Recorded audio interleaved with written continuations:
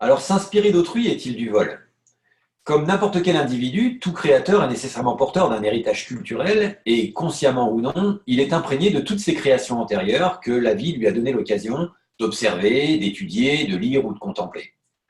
Partant du principe selon lequel cet héritage a nécessairement une influence sur les choix créatifs qu'opère tout créateur pour concevoir ce qu'il considérera plus tard comme sa propre œuvre originale, il serait tentant de considérer que l'inspiration procède finalement davantage d'une forme d'emprunt intellectuel que du vol. Pour autant, l'examen de cette problématique au travers du prisme de la propriété intellectuelle offre un éclairage un peu plus contrasté. Car de l'inspiration légitime à la contrefaçon, il n'y a qu'un pas qu'il est conseillé bien évidemment de ne pas franchir. De façon générale, la propriété intellectuelle a pour objectif de récompenser les artistes, les auteurs, les inventeurs pour leur créativité en leur conférant des droits privatifs sur leur création. Mais l'attribution de ces prérogatives doit trouver un point d'équilibre et, sous couvert de créer des situations de monopole, il était important qu'elle ne conduise pas à la stérilisation de toute initiative créative dans un système restant subordonné au sacro-saint principe de libre concurrence régissant la vie des affaires. Alors, le Code de la propriété intellectuelle nous rappelle ainsi un certain nombre de principes qu'il est important de connaître. Le premier de ces principes, c'est que les idées, les concepts, les méthodes sont de libre parcours, c'est-à-dire qu'ils ne sont pas protégés.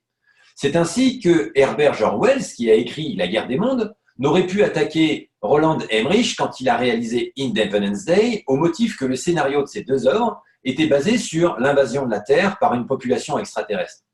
En effet, ces deux œuvres sont inspirées du même thème, mais celui-ci a été visité et traduit d'une façon différente, écartant toute confusion des genres.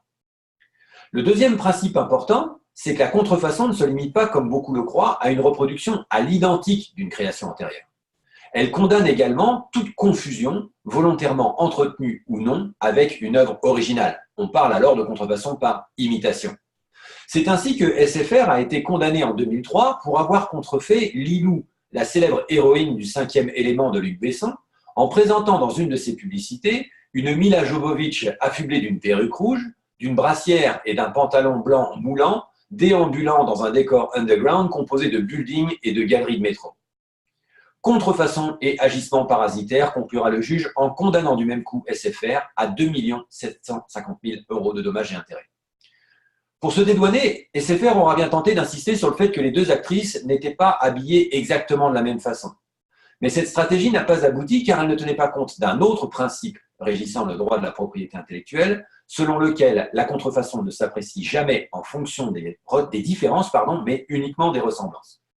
Jeff Koons, célèbre plasticien américain, l'a récemment appris à ses dépens en exposant une œuvre en porcelaine dénommée « Faits divers », représentant une femme brune allongée dans la neige, les mains proches du visage, le regard tourné vers le ciel et secourue par un cochon doté d'un tonnelet de Saint-Bernard.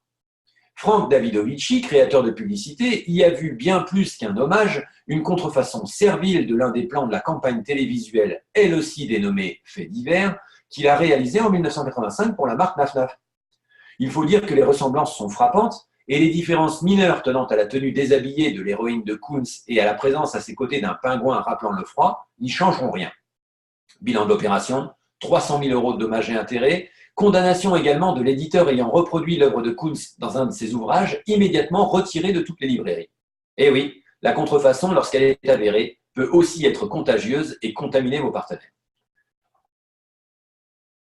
Enfin, et parce que le temps m'est compté, il convient également de faire état de l'exception de parodie, de pastiche et de caricature prévue par le livre 1 du Code de la propriété intellectuelle.